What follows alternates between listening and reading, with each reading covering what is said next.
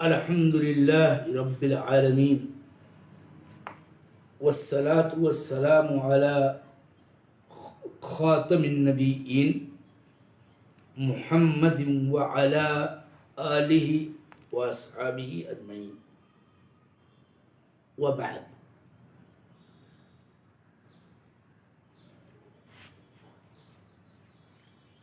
ایمان بالقدر کی بحث جاری ہے اور ایمان بالقدر کے دونوں درجات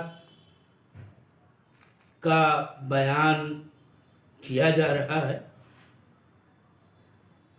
دوسرے درجے کی دو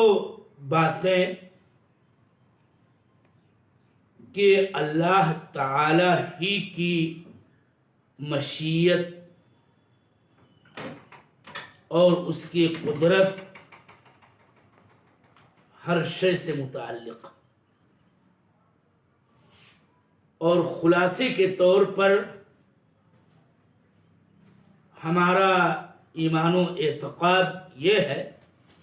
کہ ما شاء اللہ کان وما لم یشاء لم یکن.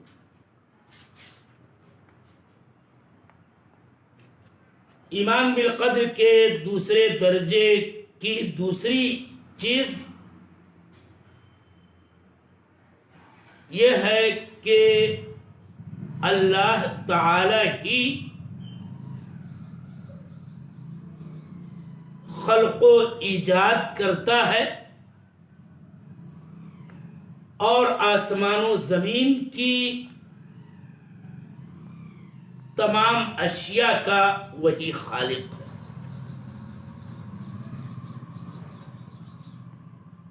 بلفظ دیگر ایمان کے مراتب اربع میں کا آخری مرتبہ خلق و ایجاد ہے. اسی کو شیخ الاسلام ابن تیمیہ نے اپنے اس عقیدہ کی کتاب میں یوں ذکر کیا کہ فما من مخلوق فی الارض ولا فی السماء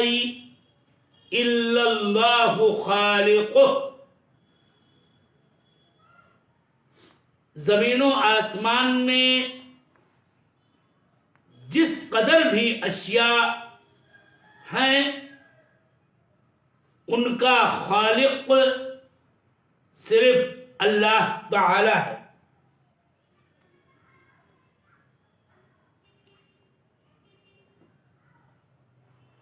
اور اس سے شیخ الاسلام ابن تیمیہ کا مقصد قدریہ یعنی نفات قدر اور قدریہ کے مشہور فرقے معتزلہ کی تردید کرنا ہے، جن کا قول یہ ہے کہ اللہ بندوں کے افعال پر قادر نہیں ہے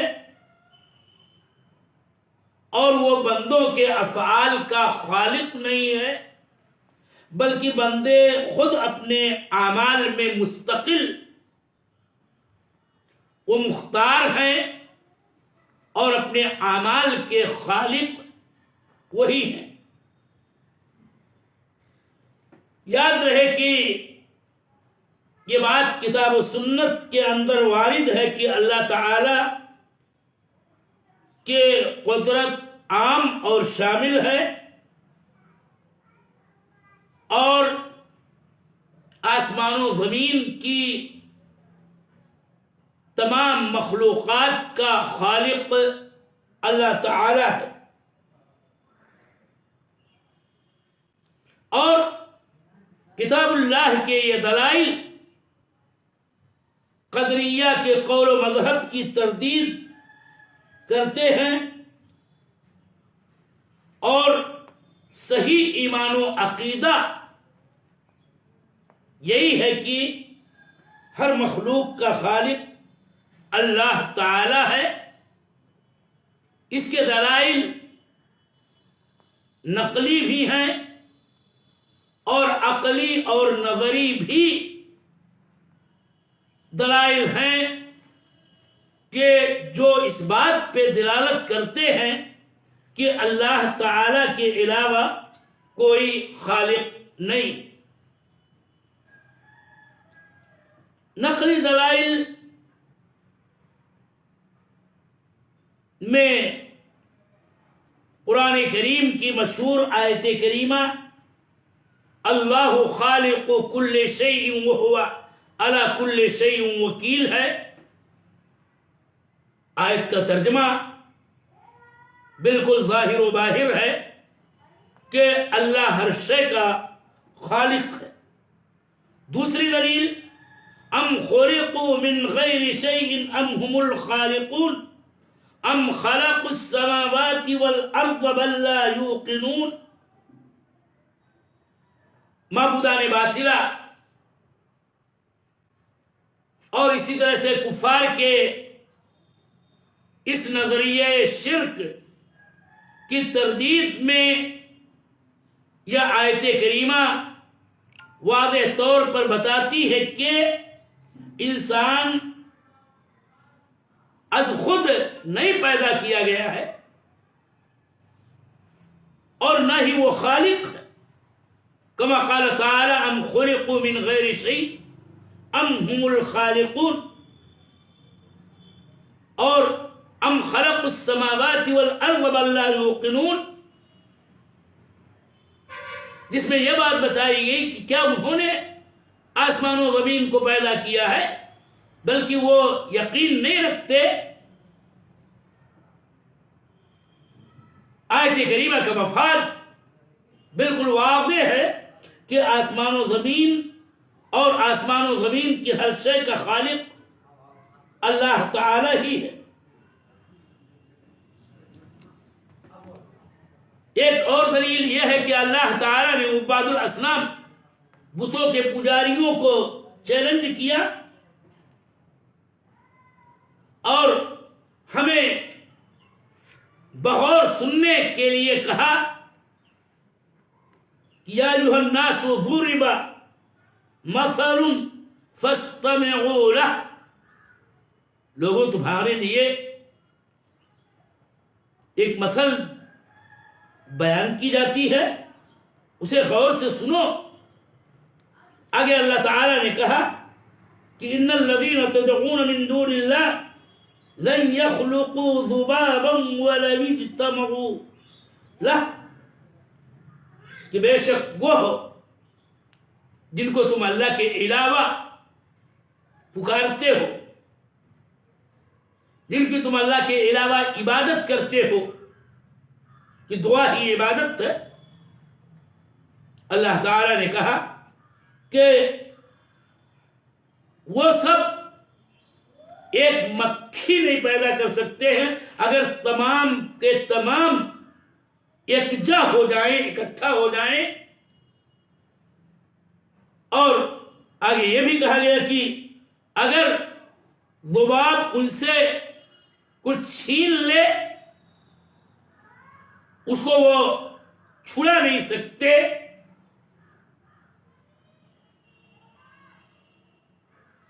طالب و مخلوق دونوں ہی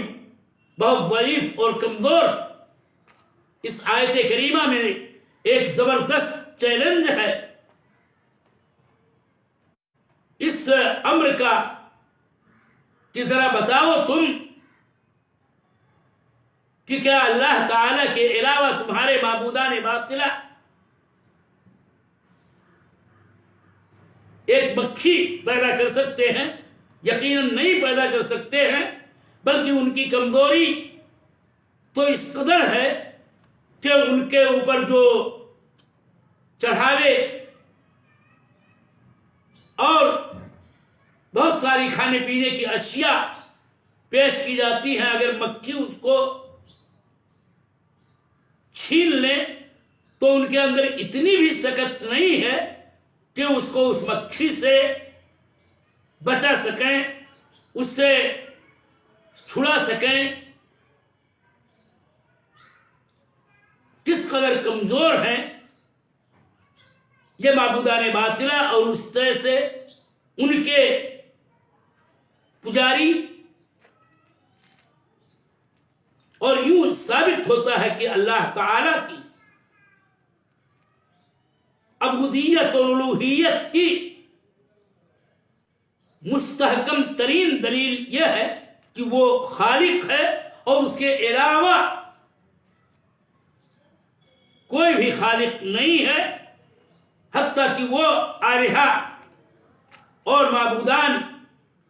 اصنام و اوثان جن کی وہ عبادت کرتے ہیں، جن سے وہ فریاد کرتے ہیں، جن کو وہ پکارتے ہیں، وہ سب مل کر کے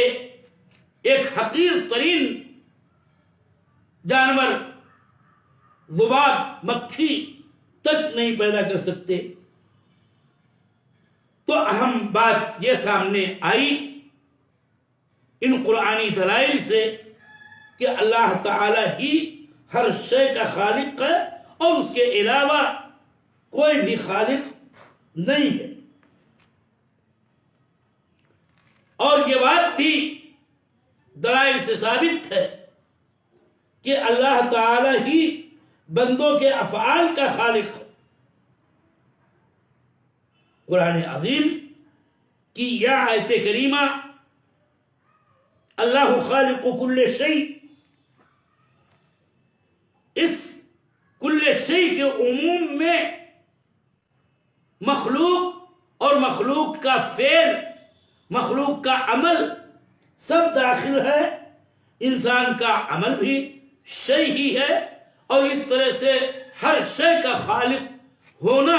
اس بات کو یقینی طور پر متضمن ہے اور مستلزم ہے کہ وہ بھی اللہ تعالی ہی کی خلق ہے۔ اللہ تعالی نے آگے قرآن عظیم کے اندر یہ بھی کہا ہے کہ وہ خلق کل شیء فقدرہ تقدیرا، کہ اللہ تعالی ہی نے ہر شے کو پیدا کیا ہے اور اس کی تقدیر مقرر کی ہے۔ تقدیر مقرر کرنا، اسی طرح سے قرآن عظیم کے اندر اس طرح کی بہتیری آیات ہیں کہ جن سے یہ ثابت ہوتا ہے کہ آسمان و زمین کی جس قدر بھی مخلوقات ہیں اللہ تعالی ہی نے اسے پیدا کیا ہے۔ اور بالخصوص نفس موضوع کہ اللہ تعالی بندوں کا، بندوں کے اعمال کا خالق ہے، ایک آیت کریمہ میں واضح طور پر اللہ تعالی فرماتا ہے کہ واللہ خلقکم وما تعملون، اللہ تعالی نے تم کو پیدا کیا، وما تعملون کو پیدا کیا، جو تم کرتے ہو پیدا کیا، تمہارے عمل کو پیدا کیا۔ ما کو خواہ مصدریہ مانا جائے یا موصولہ، دونوں صورت میں نتیجہ یہی ہے کہ اللہ تعالی بندوں کا خالق ہے اور بندوں کے اعمال کا بھی خالق ہے۔ اس طرح سے یہ آیت کریمہ اس مسئلے میں نص صریح ہے کہ اللہ تعالی بندوں کا اور بندوں کے اعمال کا خالق ہے۔ عقلی اور نظری دلیل یہ بھی ہے کہ بندے کا فعل دو امر سے وجود میں آتا ہے، ایک تو عزم صادق اور دوسرے قدرت عام۔ اور یہ بات یاد رہے کہ بندوں کے اندر قدرت کس نے پیدا کیا؟ اگر یہ سوال کیا جائے تو اس کا جواب صرف یہی ہے کہ اللہ تعالی ہی نے ان کے اندر قدرت، طاقت، استطاعت پیدا کی ہے، اور اسی نے بندوں کے اندر عزم و ارادہ اور نیت کو بھی پیدا کیا ہے، اور اس طرح سے سبب تام کا خالق اور مسبب کا خالق اللہ جل وعلا ہی ہے۔ اور یوں عقلی طور پر بھی ثابت ہوتا ہے کہ انسان صفت خلق سے قطعی طور پر موصوف نہیں ہے اور نہ موصوف ہو سکتا ہے، اس لیے کہ وہ خود اور اس کے عزم و ارادے اور اس کے اندر جو قوت و طاقت اور قدرت پائی جاتی ہے وہ اس کی اپنی پیدا کی ہوئی نہیں ہے، بلکہ اللہ جل وعلا ہی کی پیدا کی ہوئی ہے۔ اور اس طرح سے جن افعال و اعمال کا صدور ان سے ہوتا ہے ان تمام کا خالق اللہ جل وعلا ہی ہے۔ اور اسی لیے آگے شیخ الاسلام ابن تیمیہ نے اپنی کتاب میں یہ فرمایا کہ وَلَا خَالِقَ غَيْرُهُ، اللہ کے علاوہ کوئی خالق ہے ہی نہیں۔ اس حصر کے ساتھ اس مسئلے کو بیان کرنے کا فائدہ یہ بھی ہے کہ اللہ کے علاوہ کوئی خالق نہیں ہے، حتیٰ کہ مصور مثلا ایک تصویر بناتا ہے اور اس کے تعلق سے حدیث میں یہ بات وارد ہے کہ وہ مصور خالق ہے کہ اللہ تعالی جیسا کہ حدیث میں آتا ہے کہ مصورین کو قیامت کے دن عذاب دیا جائے گا یا ان کو عذاب دیا جاتا ہے اور یہ کہا جائے گا کہ احیوا ما خلقتم، کہ تم پیدا کرو اس میں جس کو تم نے پیدا کیا بنایا، جس کی تم نے خلق کی۔ اور اس طرح سے ایک سوال یہ بھی پیدا ہو سکتا ہے کہ کس طرح سے حصر کے ساتھ شیخ الاسلام ابن تیمیہ اس مسئلے کو بیان کرتے ہیں، حالانکہ غیر اللہ کو بھی تو خالق کے وصف سے موصوف کیا گیا ہے۔ آیان کو ایک دوسرے عین میں اور دوسری شے میں تبدیل کرنے کا نام ہے، اس کے علاوہ کوئی موجد، کوئی خالق نہیں ہے۔ اللہ کے علاوہ کوئی بھی کسی ایک عین کو دوسرے عین میں تبدیل نہیں کر سکتا ہے۔ اور مخلوق کے تعلق سے جو خلق کی نسبتیں کہیں پر پائی جاتی ہیں، جیسے کہ یوں فتبارک اللہ احسن الخالقین، کہ خالقین میں سب سے بابرکت اللہ جل وعلا اور سب سے حسین خالق وہی ہے۔ تو یاد رہے کہ مخلوق کے تعلق سے جو خلق بولا جاتا ہے اس کا مطلب یہ ہوتا ہے کسی شے کو ایک صورت سے اور ایک صفت سے، ایک حیثیت سے دوسری صفت میں تحویل کرنا، یہ معنی ہوتا ہے۔ جیسے کہ لکڑی ہے درخت کی، اس لکڑی کو کارپینٹری کے ذریعہ اس کو چھیل کے، اس کو چیر کے اور اس کی شکلیں تحویل کر کے اس سے کرسی بنا دینا، تخت بنا دینا یا اور کوئی سامان کی حیت اور صفت میں اس کو ڈھال دینا، یہ خلق نہیں ہے کہ جو اللہ جل وعلا کے ساتھ مختص ہے، کہ کسی بھی عین کو دوسرے عین میں یا بغیر کسی مادے کے، بغیر کسی شے کے وجود دے دینا اور اس کو ایک دوسری عین میں تبدیل کر دینا، یہ صفت اللہ تعالی کے علاوہ کسی پر صادق نہیں آتی ہے، ولا رب سوا، اور نہ ہی اس کے سوا کوئی رب ہے، اللہ تعالیٰ ہی تنہا رب ہے، تمام امور کی تدبیر وہی کرتا ہے۔ خلاصہ یہ ہے کہ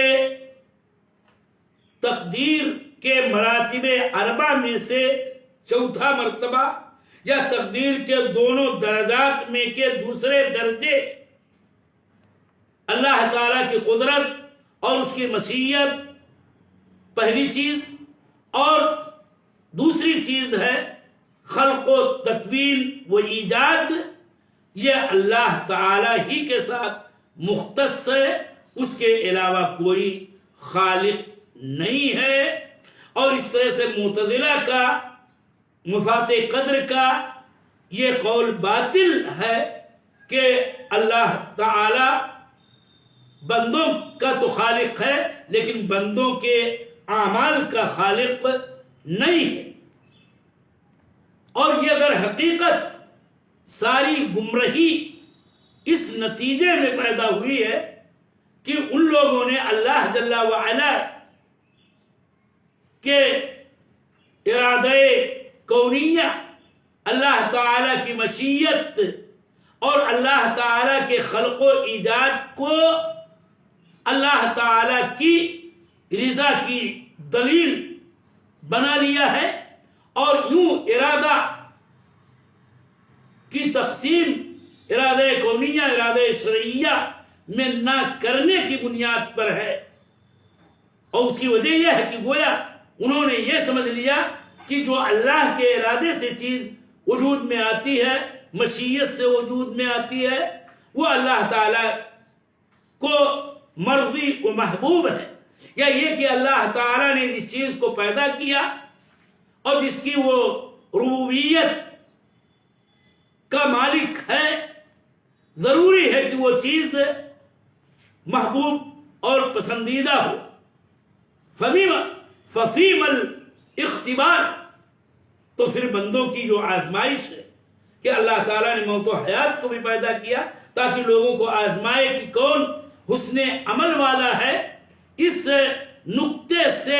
انہوں نے صرف نظر کیا۔ اور اسی لیے جب بات یہ آئی کہ ایک بندہ اور اس کا عمل دونوں اللہ تعالیٰ کا پیدا کیا ہوتا ہے، تو وہ یہ سوچتے ہیں کہ اگر ایک بندہ عمل شر کرتا ہے اور یہ عمل شر اللہ تعالیٰ ہی کے ارادے اور اسی کے خلق و ایجاد سے وجود میں آتا ہے تو پھر بندے کو سزا کیوں ہوتی ہے؟ تو اس تفریق کو انہوں نے عقلی طور پر یوں اور اس اشکال کو یوں حل کرنے کی کوشش کی کہ یہ کہا جائے کہ بندوں کا خالق تو اللہ تعالیٰ ہے، لیکن بندوں کے اعمال طاعت ہوں یا اعمال معصیت ہوں، وہ بندوں کا اپنا خلق ہے کہ جس پر ثواب یا عقاب مرتب ہوتا ہے، حالانکہ ایسا نہیں۔ اس کی سب سے بڑی دلیل یہ ہے جو آگے شیخ الاسلام ابن تیمیہ بیان کریں گے کہ اللہ تعالیٰ کی تقدیر بھی ہے اور اللہ تعالیٰ کی تشریع بھی ہے۔ اللہ تعالیٰ کی تقدیر عام ہے کہ وہ ہر شے کو اسی نے مقدر کیا، ہر شے پر وہی ارادہ و قدرت رکھتا ہے اور ہر شے کا خالق وہی ہے، لیکن ساتھ ساتھ اس نے اپنے بندوں کو اوامر و نواہی کا مکلف بنایا ہے، بندوں کو اپنی اطاعت کا، اپنے رسولوں کی اطاعت کا حکم دیا ہے اور معصیت سے روکا ہے۔ تو تشریع میں یا تو اللہ تعالی کے اوامر کی پابندی بندہ کرتا ہے یا اللہ تعالیٰ کے اوامر کی خلاف ورزی کرتا ہے، اللہ تعالیٰ کے نواہی پر یوں عمل کرتا ہے کہ اس سے اجتناب کرتا ہے، یا اللہ تعالیٰ کی نواہی کے سلسلے میں یہ تعدی کرتا ہے کہ وہ اجتناب نہیں کرتا ہے، تو اس پر اس کو ثواب یا عقاب سے دوچار کیا جاتا ہے۔ تو تقدیر و تشریع، تکوین و تشریع کے اندر خلط کرنے کی بنیاد پر قدریہ نے یہ بدترین نظریہ اپنایا کہ بندے اپنے اعمال کے خالق ہیں اور اللہ تعالی ان کے عمل کا خالق نہیں ہے۔ ایک طرف تو یہ گتھی سلجھانے کی کوشش کی کہ گویا یہ کہہ دیا جائے کہ سزا بندے کو زنا کرنے پر، شرک کرنے پر، چوری کرنے پر، حقوق الوالدین کرنے پر اس لیے دی جاتی ہے کہ وہ اس کا خالق ہے، لیکن اس کے ساتھ ساتھ اس سے بھی ایک عظیم محبور کے اندر واقع ہو گئے جس کا انہیں شعور تک نہ ہوا کہ اللہ تعالی کے علاوہ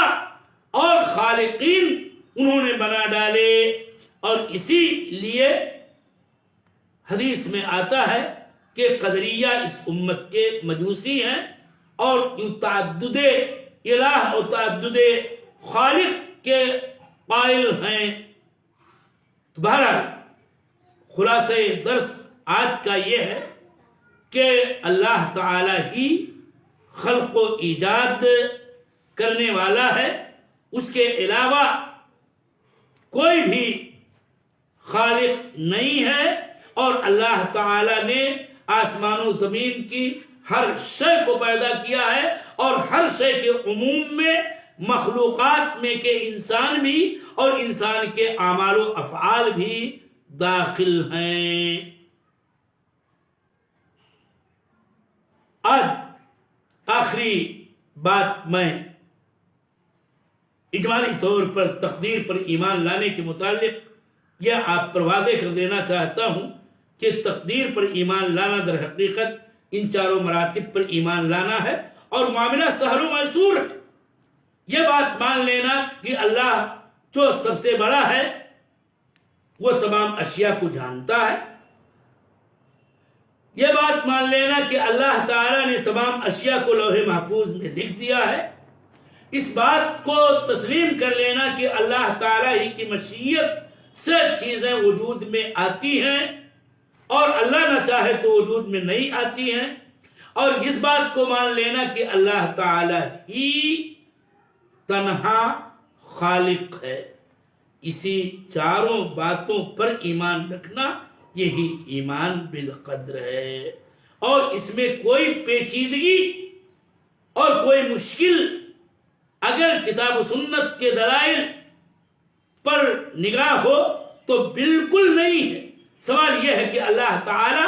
اپنے علم قدیم کے ذریعے تمام اشیاء کو جانتا ہے، اس کو مان لینے میں کون سی قباحت، تو کون سا محظور ہے؟ وہ اللہ کی جس نے آسمان و زمین کو پیدا کیا اور وہی رب العالمین ہے، اور اس نے خود اپنے کتاب میں یہ بات کہی ہے کہ ان اللہ بکل شیء علیم، لہذا ہم اس بات کو مانتے ہیں کہ وَأَنَّ اللَّهَ قَدْ أَحَاطَ بِكُلِّ شَيْءٍ عِلْمًا، اللہ تعالیٰ ہر چیز کا علم پہلے سے رکھتا ہے۔ دوسری بات کہ اللہ تعالیٰ نے مقادیر الخلائق کو لوح محفوظ میں لکھ دیا ہے، جب وہ جانتا ہے تو اپنے علم کے مطابق تمام اشیاء و حوادث و قوائن و تقدیرات کو لوح محفوظ میں لکھ دیا ہے۔ اس بات کو ماننے میں کون سی کٹھنائی یا کون سا اشکال پیدا ہوتا ہے؟ اور یہ بات کہ جب آسمان و زمین وما بینہما کا مالک اللہ تعالی ہے تو یہ ماننا کہ اللہ تعالی ہی کی مشیت ہر شے سے متعلق ہوتی ہے کہ ماشاء اللہ کان وما لم یشاء لم یکن، جو چاہتا ہوتا ہے، جو نہیں چاہتا نہیں ہوتا ہے، اس کو بھی تسلیم کرنا، یہ اس کی بڑائی ہی کو تسلیم کرنا ہی اصل ہے، تاکہ یہ نہ لازم آئے کہ اس کی بادشاہت میں وہ کچھ بھی ہو جاتا ہے یا وہ کچھ نہیں ہوتا ہے جو اس کی مشیت سے وابستہ نہیں ہوتی ہے۔ اور پھر چوتھی بات یہ کہ تقدیر پر ایمان لانے میں یہ ہے کہ اللہ خالق کل شیء، اللہ ہر شے کا پیدا کرنے والا ہے، یہ اسی کا کلام ہے، اسی کا قول ہے، اسی کا فرمان ہے، اور اس معنی کی اور بہت ساری آیات ہیں۔ واللہ خلقکم وما تعملون میں تو صراحت اس بات کی ہے کہ اللہ تعالی بندوں کا خالق ہے، بندوں کے اعمال کا خالق ہے، اور انہی چاروں اشیاء پر ایمان رکھنا